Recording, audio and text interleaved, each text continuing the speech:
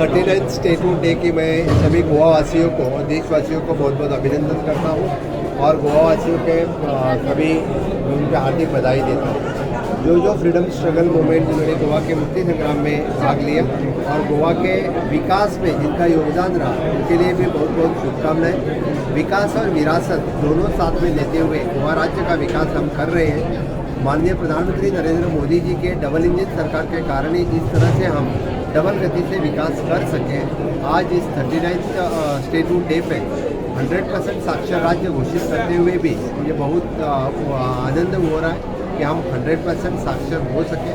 Happiness index मायने रखने वाला ये राज्य है जो इंफ्रास्ट्रक्चर डेवलपमेंट और ह्यूमन डेवलपमेंट हमेशा के लिए मायने रखते हैं। फिर एक बार गोवा स्टेटहुड डे की मैं सबको बहुत बहुत शुभकामनाएं देता हूँ।